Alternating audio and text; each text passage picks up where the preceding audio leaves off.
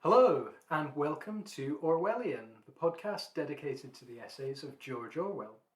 When you hear the word Orwellian, what do you think of? State surveillance?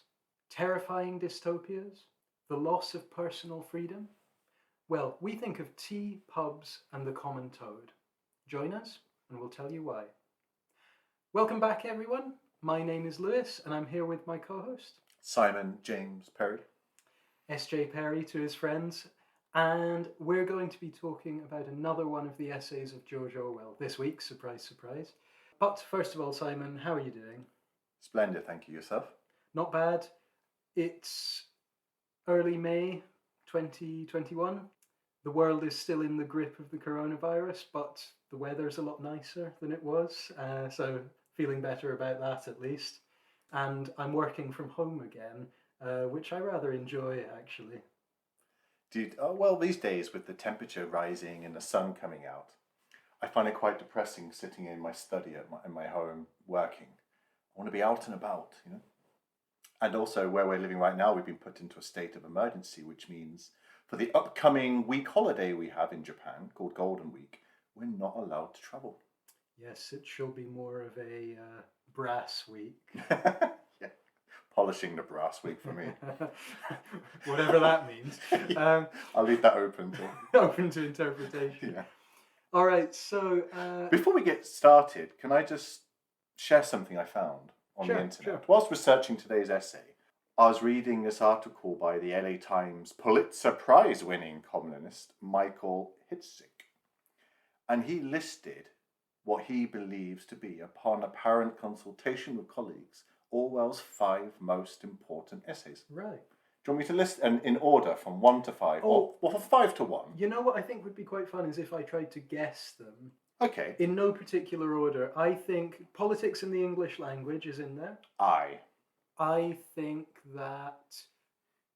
Now, this is an American commentator, so maybe they wouldn't include things like a nice cup of tea or the moon underwater. Let's say the moon underwater is there. Nay. How about... 3 strikes and you're out, by the way. How many strikes have I had so far? 1. Okay.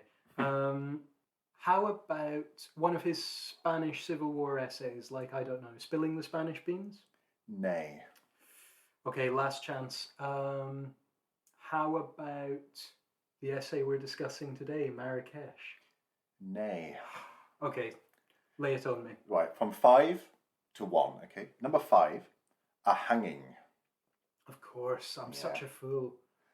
Number 4, you and the... Atom bomb. Yes. Number 3, in defense of... English cooking. P.G. Woodhouse. Number 2, reflections on... Gandhi. Yes. And number 1, the one you got, politics in the English language. I'd agree with them mostly. Well, this is just him and his colleagues' opinion. It's not a definitive list.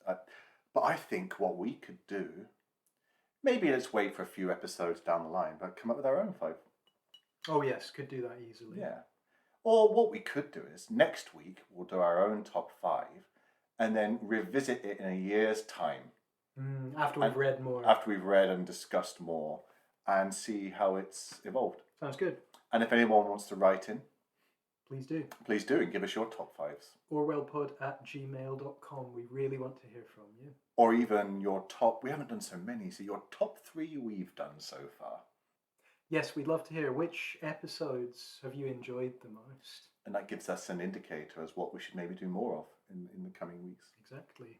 We do this, well, we do this to please ourselves, but we also do this to please you, the listener. Yeah. Right then, so we jump into today's essay, which is my choice.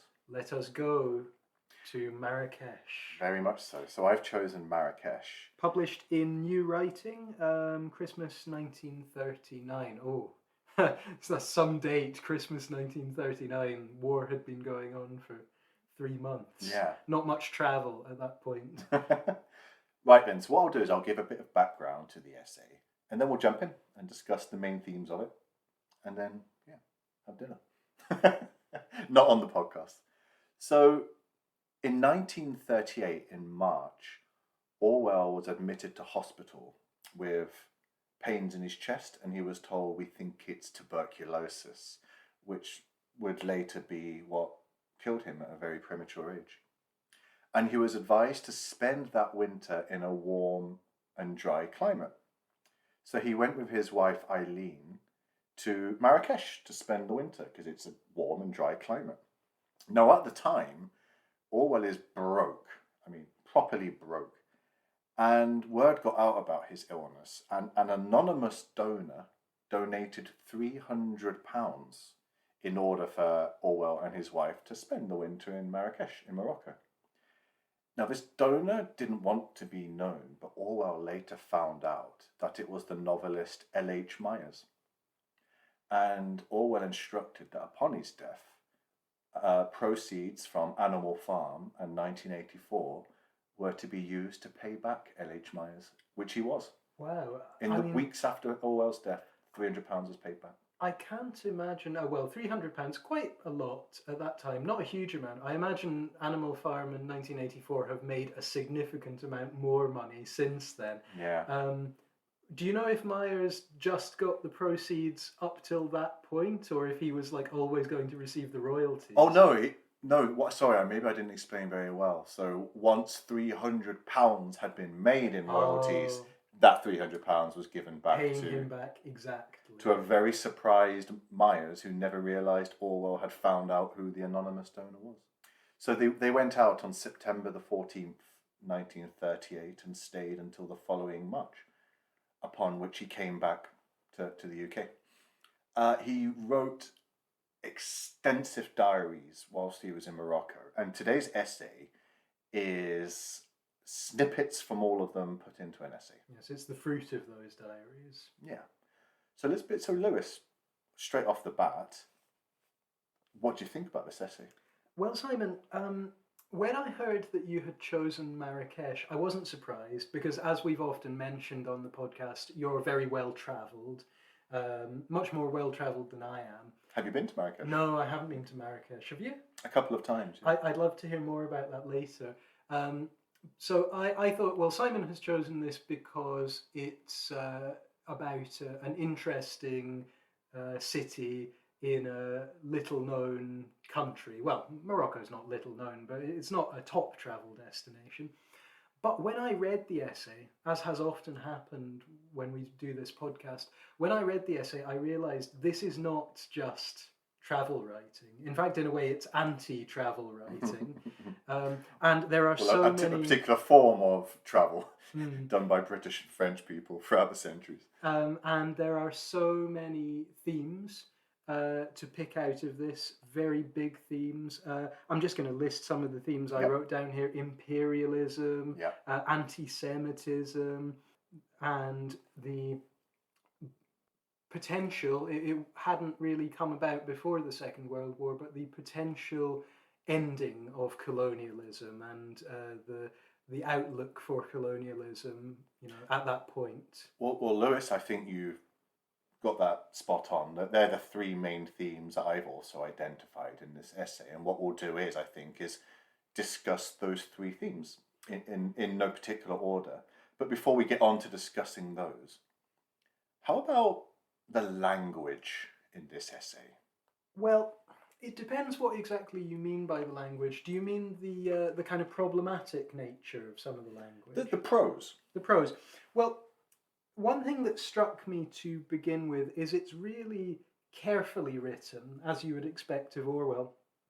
In the first couple of paragraphs, Orwell, like I said, this is like anti-travel writing. You might expect an essay about Marrakesh to begin with a kind of general overview of the city and, as I woke up in the morning, I saw the rosy sunlight glittering off the top of the minarets and that sort of thing.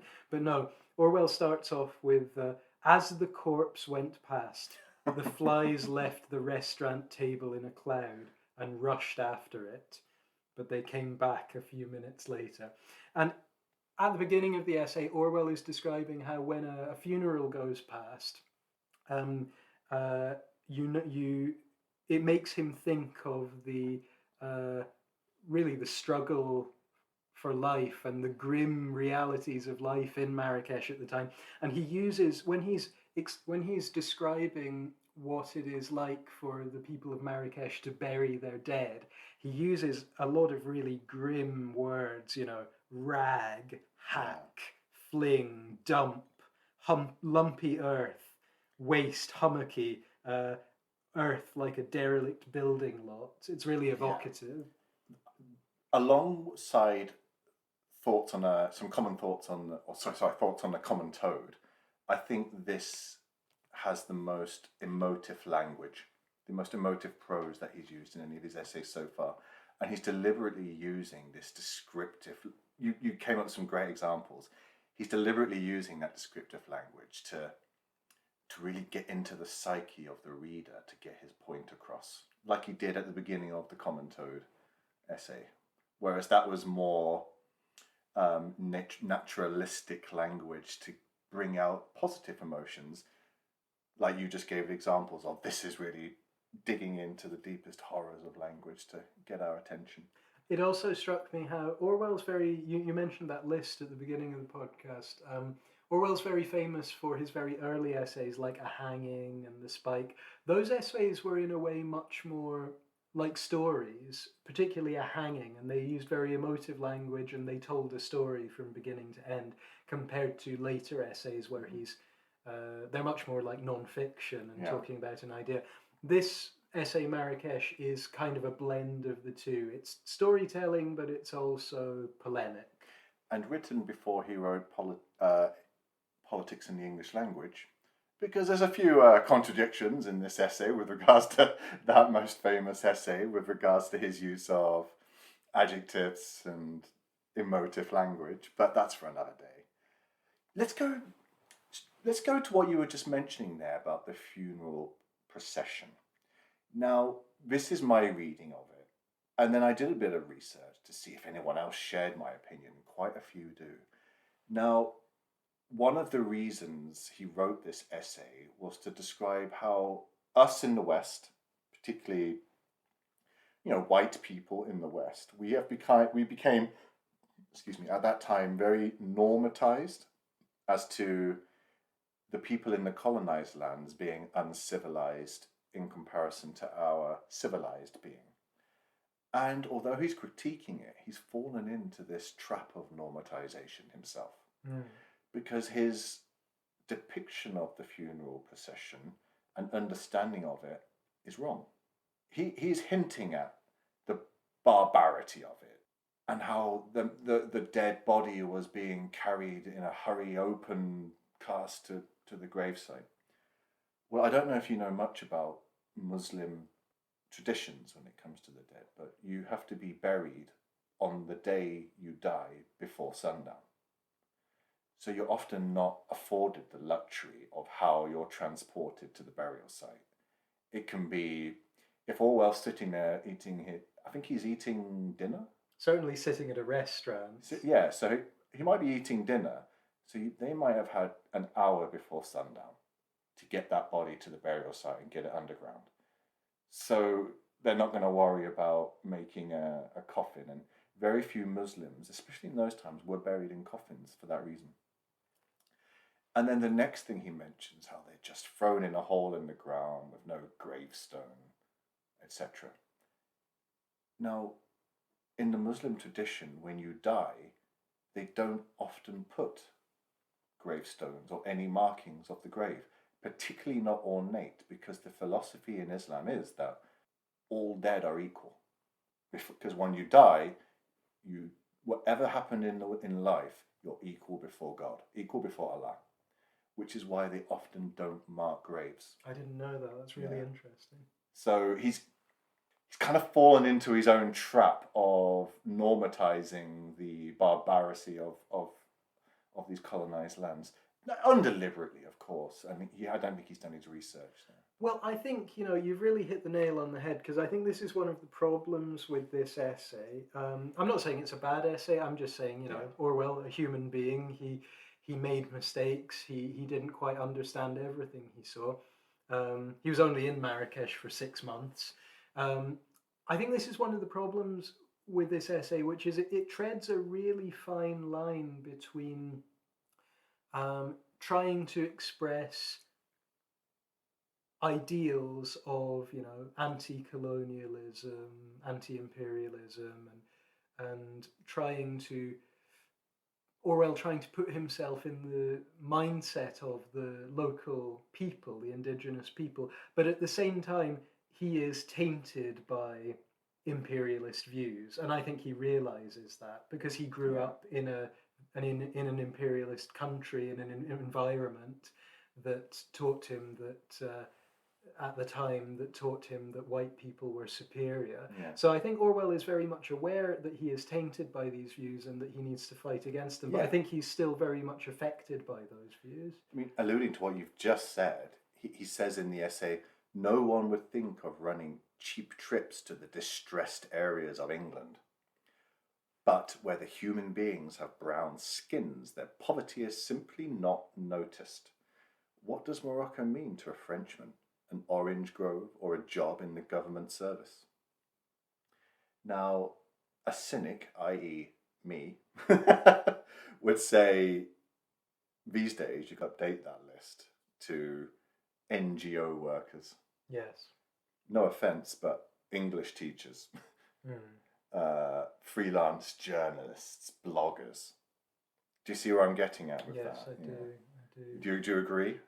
Well, yes, I do agree, because imperialism is colonialism is, for all intents and purposes, over, but we are still living with the legacy of it, and that includes the idea of people from developed countries going to developing countries to either do good or find themselves, or things like that. That's something I wanted to ask you about because you have been to Marrakesh. Yeah. You've been to several places in Africa, if I'm right. Yeah, I lived there for a year. Yeah. Can you bring anything from your experience to reflect on Orwell's essay? Well, I think we're both guilty. I mean, you're working here in Japan as an English teacher, and when I was in Africa, I was volunteering at an orphanage. Now, at the time, I was 18 years old, and I just thought I was doing good. I wanted to experience a part of the world that was completely unknown to me and feel as though I was doing my part before I went on to university. But looking back, knowing what I know now, I was playing the white savior, wasn't I? Subconsciously. Exactly what Orwell's describing here, saving the poor black man. And that wasn't my intention to be patronizing that way, but this whole system of middle-class white people going out to these poor countries to save them with their volunteering. And I spent most of my time drinking and partying. And yeah. And it was a rite of passage in a way, wasn't it? Very much so. The gap year, going to help people. Exactly. But it's all rooted in this colonial past of ours. Certainly. I was in Zimbabwe, and would I have gone to Zimbabwe had Britain never had an empire? Well, would there have been the channels for you to go to Zimbabwe if Britain had never had an empire? Would they have needed you? So my minder I was just on the outskirts of Harare, or in a village about 30 kilometers from Harare, which is the capital of Zimbabwe.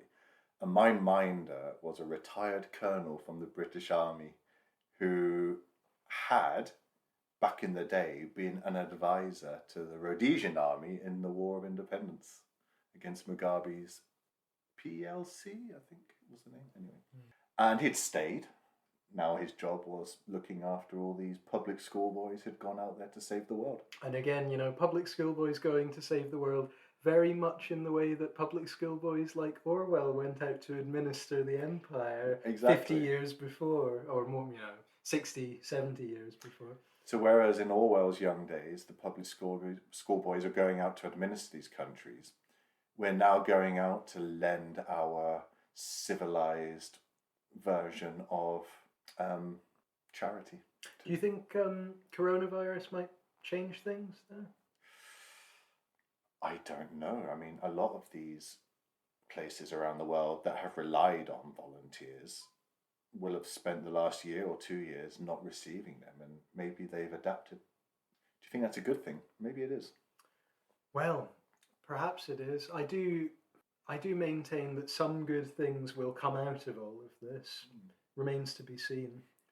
As an English teacher, do you think you are the unwitting carrier of linguistic imperialism? Well, this is something that I have struggled with throughout my career as an English teacher. But throughout my time as an English teacher, because, being Scottish and being very aware of my background, and also being someone who is aware of the damage that Britain has done worldwide through history, through imperialism. Yeah. I've always felt a bit troubled about my position as someone who is continuing the, promoting the hegemony of English.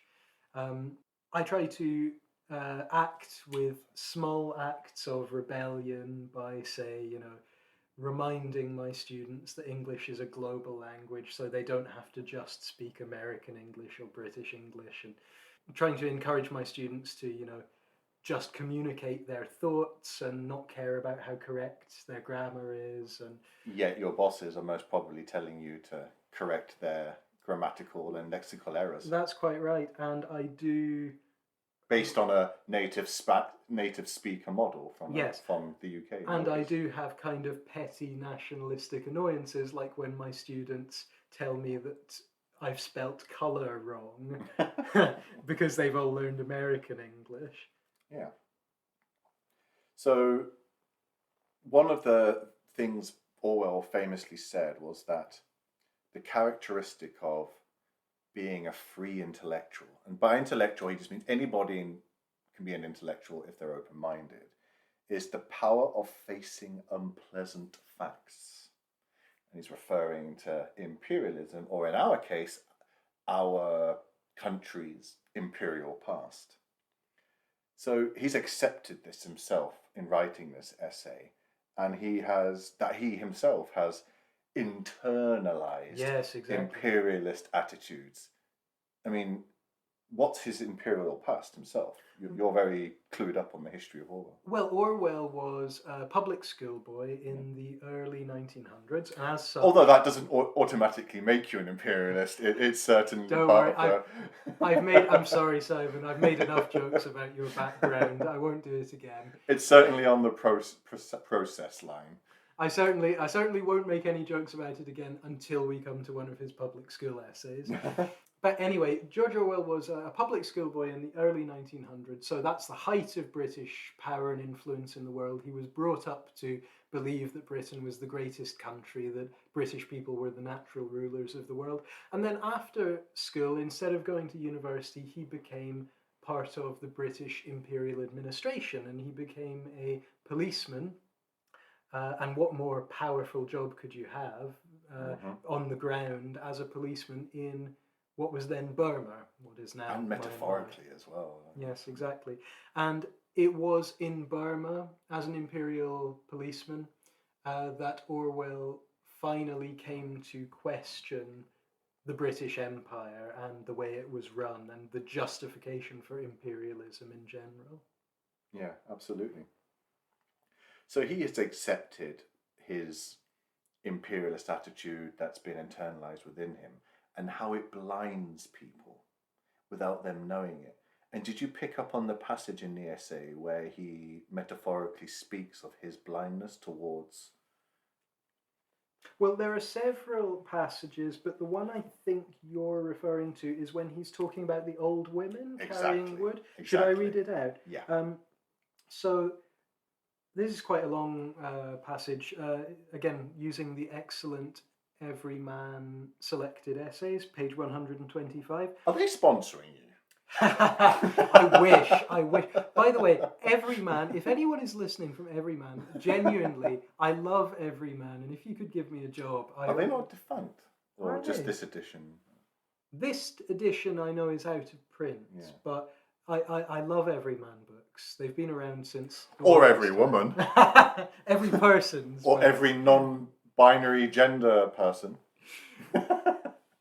Okay, boomer. Okay, but what is strange about these people is their invisibility. For several weeks, always at about the same time of day, the file of old women had hobbled past the house with their firewood, and though they had registered themselves on my eyeballs, I cannot truly say that I had seen them. Firewood was passing, that was how I saw it.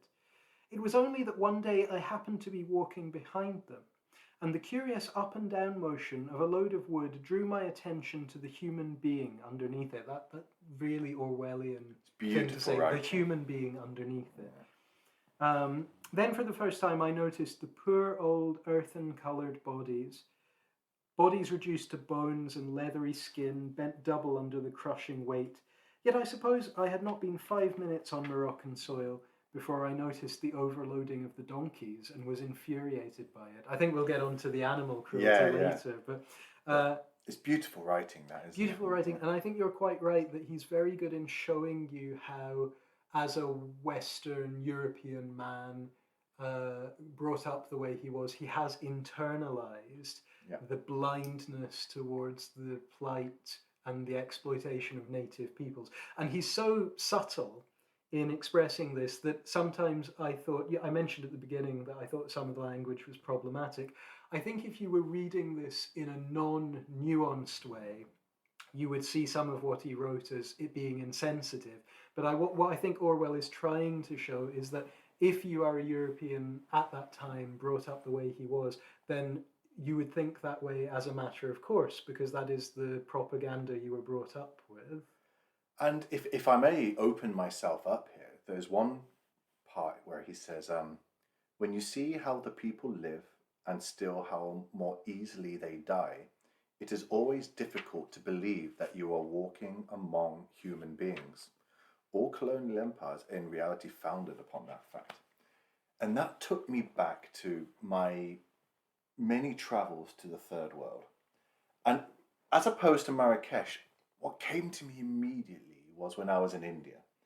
So I spent nearly 9 months in India doing a trip by bicycle. And the thing about the beauty of traveling by bike is that you're very seldom in, sorry to be hipster here, but you're very seldom in touristy areas, and you're having, by very nature, cycling from Delhi to Mumbai. You're spending 99% of your time in the real parts of the country.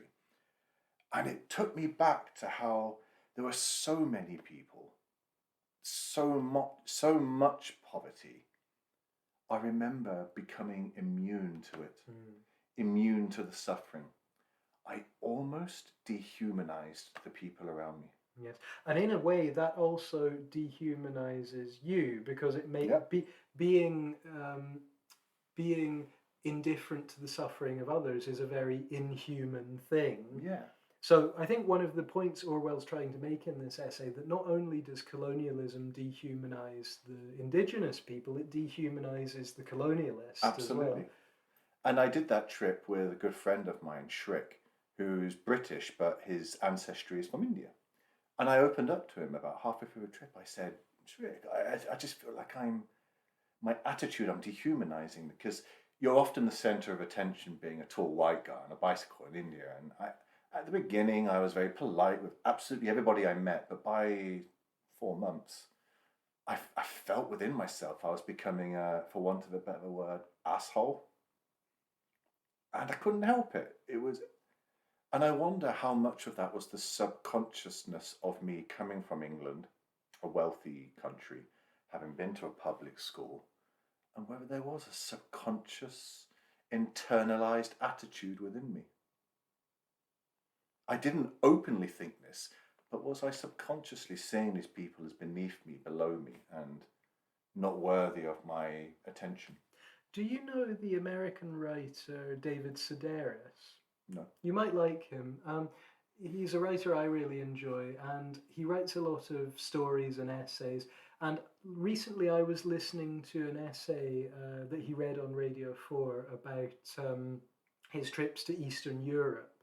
And he mentioned in his essay that, of course there is such a thing as white privilege, but there are also other kinds of privilege. There's white privilege, there's European Western privilege, American privilege, male privilege.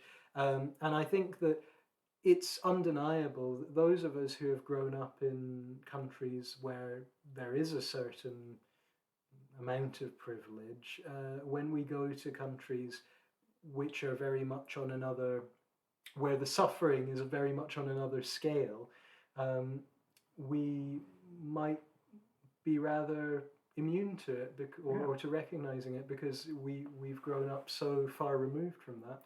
And even though we are saying pretty negative things here, credit to us for opening up about this and recognizing it.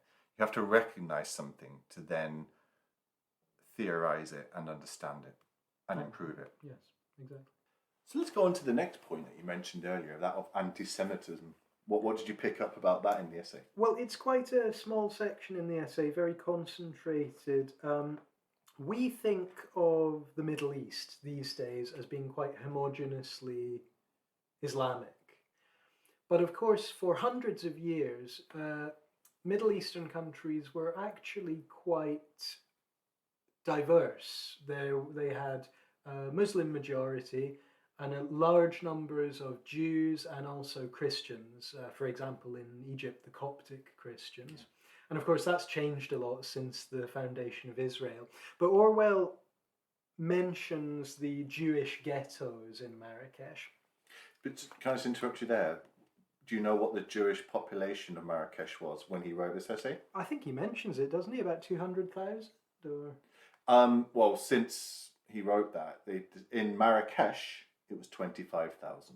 Do you know what it is now in 2021? It's about 5,000 or something. 128. Yeah. And you mentioned it. The reason was because after the Second World War, the creation of Israel, they all migrated there, and Arab nationalism as well. Many left. The two nationalisms, really. Make of that what you will, everyone. The effect of nationalism on cultural diversity. But what I found quite poignant about this section was when Orwell wrote, "Whichever way you look, you see nothing but Jews. As a matter of fact, there are 13,000 of them, all living in the space of a few acres. A good job Hitler isn't here." Now, first of all, I found that quite striking because some people say, oh, before the war, people didn't expect what Hitler was going to do. Of course they did. They knew what he was going to do. Perhaps not to the extent of the extermination of 6 million people. Yes, quite right. But I think you could see severe atrocities coming in 1939. Kristallnacht was widely reported around Europe. But what I found even more poignant about that was that within a matter of a couple of years, Marrakesh would be under the control of the collaborationist Vichy regime, collaborating with Nazi Germany, and the Jews of Morocco would very much be under threat. Yeah. But I don't know if you looked into this, Simon. I was really worried when I read this part of the essay, and I thought, oh no, what happened next? But I found out that during the war, apparently the king of Morocco, the Muslim king of Morocco, protected his Jewish subjects. He refused to allow the Vichy government to deport them to Europe, and as such is still seen as a hero amongst the Moroccan Jews and their descendants. All 128 of them.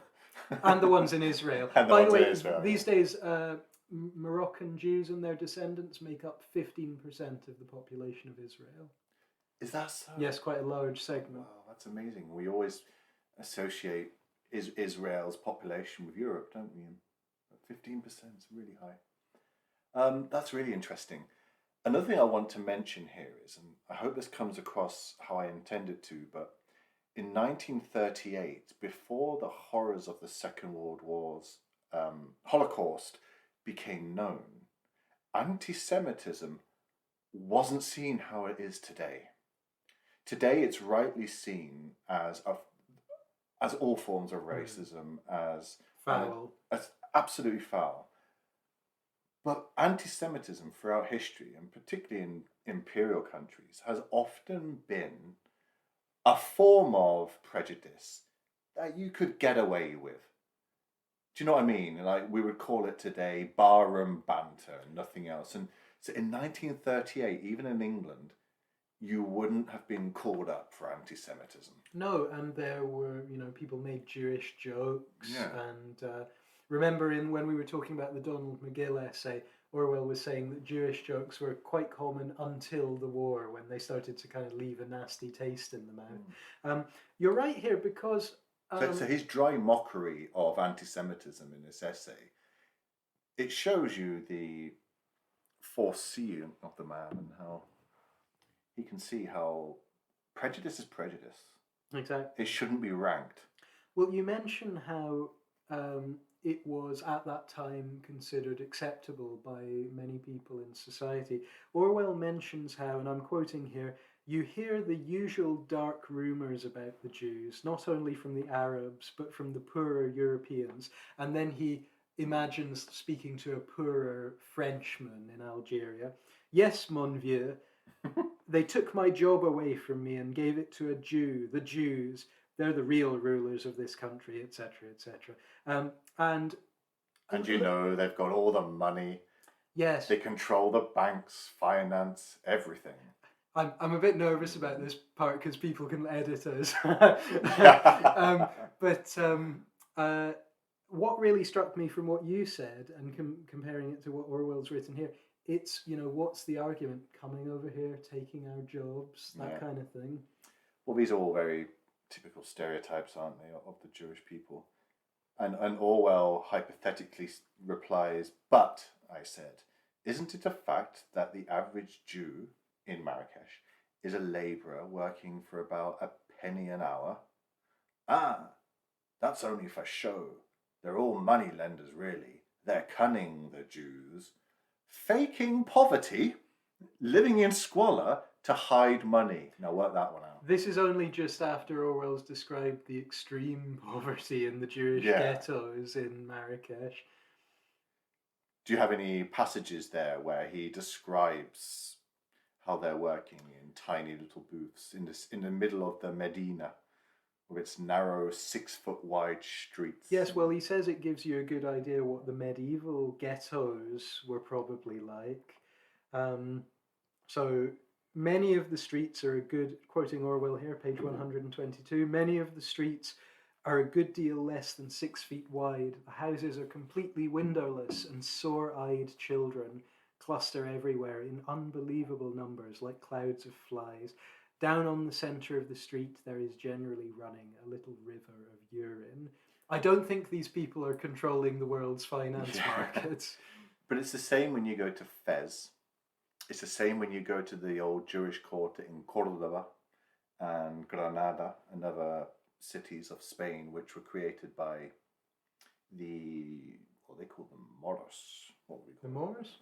The Moors, but is that a derogatory word these days? Well, I don't know. It might be. Well, the Islamic rulers of the Islamic rulers of Spain. Islamic rulers of Spain, and they're always tiny, cramped, with little, which is lovely these days for tourism, but it would have been horrible to live in those days. And the reason being is, in these cities, especially those run by Christians or Islamic rulers, Jews were given tiny neighborhoods with strict rules about where they could live. Oh, yes. So they had to pile 25,000 people into what would normally be land for 5,000 people, hence the nature of the buildings. As you say, look at Marrakesh, look at Cordoba, look at places in Russia, And look at the East End in London as well, Yeah. which had a big Jewish population until the 50s. Have you travelled much around Andalusia in Spain? I've never been to Spain. Well, when you do, it's fascinating, the Spanish cities with the I can't think of a better word. Let's say the Arabic past, and they all have Jewish quarters, and then you have the Christian parts, which were built a bit later. But Marrakesh is interesting for that because you have the Medina and the area there, which is the old area. Then around it, you have the French colonial area, which is mostly early 20th century to Art Deco architecture. And then beyond that, you have the modern buildings. It's really fascinating how you go from the outside in, going through these different, it's like a layer of rock. You can tell how old it is by how closer you get to the center. Makes me think very much of what my mum would tell me about her time in Singapore when, you would see all the remnants of the... of course, when my mum was in Singapore, there was still a lot of old buildings. Now, good luck finding a building over 10 years old in Singapore. But Raffles Hotel. Raffles Hotel, the shop houses, which my mum always really liked. And when my mum was young, there were still some of the old kind of Malay kampong type houses as well. Oh, wow. Amazing. Well, let's move on to the last point. What was the last point you wanted to discuss, the themes that you picked up on? Well, it's looking to the future, at least as Orwell saw it in 1939, and it's, for want of a better word, the winds of change that are starting to blow. Shall I read the passage from the essay, which I imagine we both picked up on? And for me, this is the most poignant passage of the whole essay. And he says, "There is one thought which every white man, and in this connection it doesn't matter to peace if he calls himself a socialist, thinks when he sees a black army marching past. How much longer can we go on kidding these people? How long before they turn their guns in the other direction?" How powerful is that? Very powerful, because it's Orwell seeing ahead 20 years to the colonial rebellions that will end colonialism in Africa. So what's happened that makes him write this passage? Well, he's just been, of course, I don't think we've mentioned Marrakesh was a French colony, and he's just watched some Senegalese troops, Senegal, another French colony at the time. He's just watched some Senegalese troops in the French army march past in their ill-fitting uniforms. And he was surprised how one soldier looked at him with reverence because he was a white man. And he was thinking, it's because this young man has been brainwashed to think that I am superior to him. But how long will this last? How long will these men who we have trained up think of us as superior? How long until they realize that our race is exploiting their race? Well, Eric, I can tell you, about 20 years from when you wrote that. You won't live to see it, but in the decade after your death is when they realised.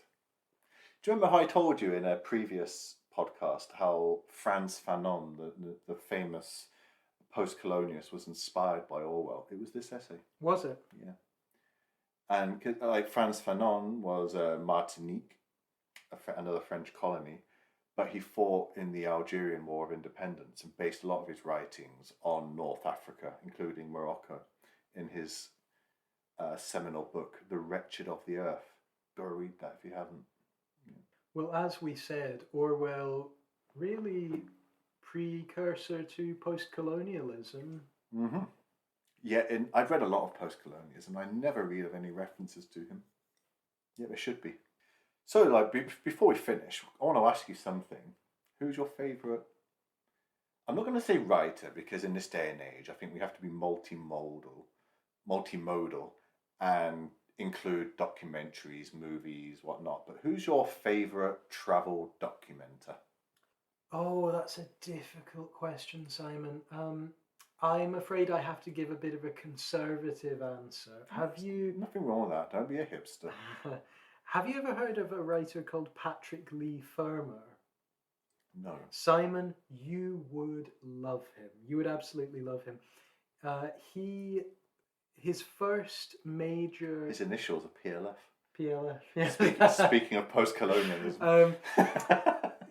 he was a young man in the 30s, and he came from, a fairly... 30s ain't young. Well, yes. You're about to find that out. Is it this year? It is this year. Okay. A few months' time. He was a young man in the 1930s, and he decided one day, he hadn't gotten into university. It was 1935.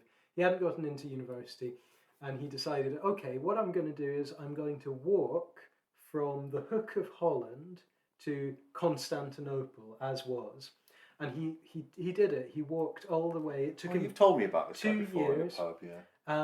And he wrote a couple of books about it, like 20, 30 years after the fact. He also lived in Greece for a very long time, wrote a lot of travel books about Greece.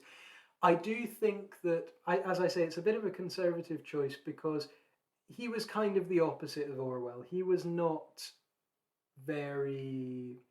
He liked tradition, and he always wrote about the traditional life of the countries he went through in a very nostalgic way, more like a kind of ethnologist or anthropologist. But he, just for his sheer sense of adventure and the unique nature of his writing, Patrick Leigh Fermor, read him. Really, Simon, you really need to read him. How about documental, visual? Who's your favourite travel documental? Difficult question again. Let's hear yours. You're much more familiar with that. Can I give you two? Go ahead. And I'll give you three. Okay, one. Have you heard of Anthony Bourdain? Oh, the chef. Yeah, I really like his. God rest his soul. God rest his soul. Yeah, Parts Unknown. He was a cool guy, and he just went to various cities in the world, countries in the world, eating his way through the country, and through that exploring other parts of the culture. And I really liked his angle on it. Yeah. Can I just say, sorry, you've reminded me. Of course, Michael Palin. Yeah, I'm not going to be a hipster. Michael Palin's in that three.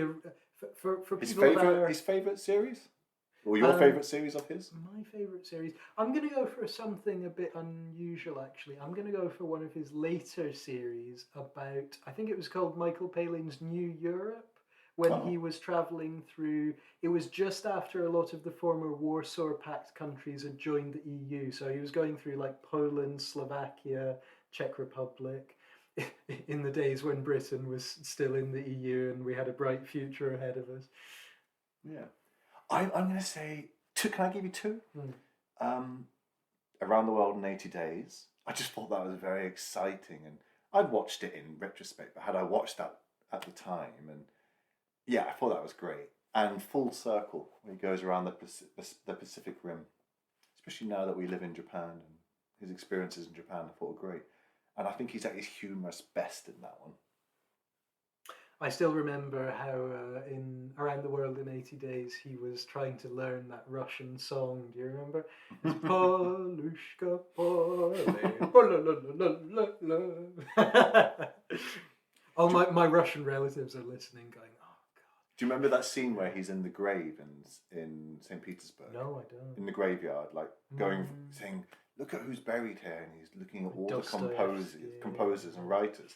From that, I went on to go and check out who these people were, and grew a really big love for Russian composers and writers. Michael Palin, out of all of the Pythons, has had, if I was one of the Pythons, I would want to be Michael Palin. He's had like the best post-Python career out of any of them, I think. Best, yeah. Perhaps not the most successful. That would have to be Cleese, wouldn't it? Or Terry Gilliam.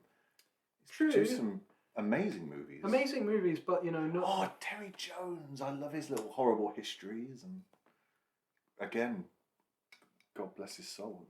In fact, the only one who maybe Eric Idle didn't really Wrote some good songs. I think certainly made a lot of money. Yeah. Graham Chapman, he did that pirate movie, didn't he? You know what you could say about Graham Chapman is that he was out. He was a gay personality at a time when it was difficult to be like that. So he obviously must have inspired a lot of people. Yeah, definitely, yeah. And I can't think of any more. Alan Wicker. Oh, Alan Wicker, yes. I remember in the 80s. Again, Python, welcome to Wicker Island. I wonder if that's where Palin got his idea. Probably. So the thing about Palin, if I may go back to that, he's not a natural traveller. He was like struggling to find his way after The Pythons and A Fish Called Wanda. And a producer from the BBC came up to him and said, listen, we've asked a few other people to do this series around the world. Would you be up for it? And he was like, oh, I don't know. I don't really travel much. And I'll give it a go. And so he developed his love for travel through that. It wasn't that he had a love for travel and pitched it to some producers. It was vice versa. I'm sorry, could I mention just one more that had a big Of course, impact on me? Have you heard of a guy called Tim Grundy? There was a series when I was growing up in the 90s called Two's Country. I used to come home from primary school and me and mum and dad would sit down in front of Two's Country on the TV.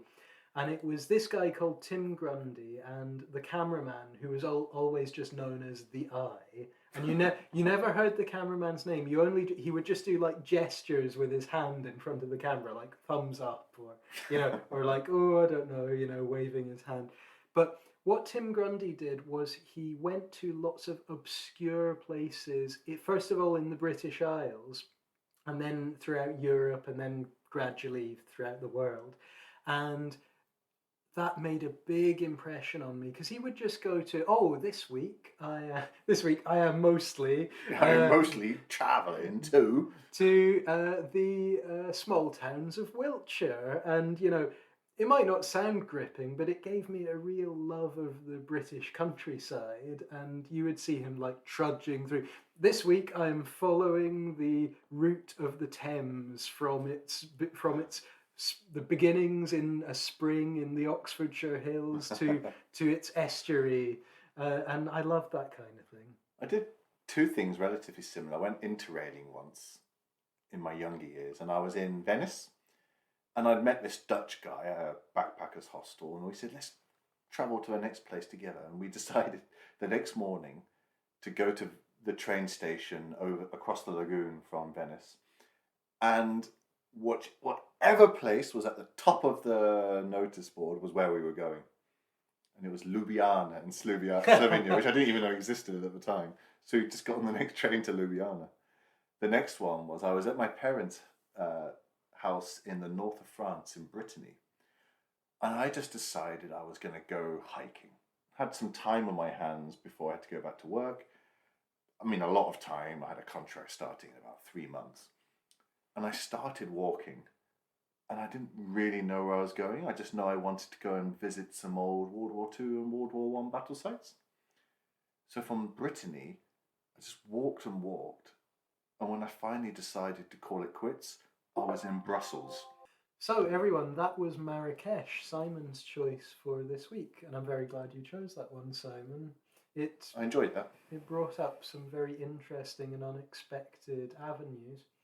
Well, everyone, thank you very much for listening. Again, as I said before, we'd love to hear from you. orwellpod@gmail.com. Please write to us. We're also on Instagram. We're on all the major podcast apps, aren't we, Simon? Yes, Spotify, iTunes, Google Pods. And the rest. All right. Thanks, everyone. You know what we always say, don't you, Simon? Yeah, go on, say it. Orwell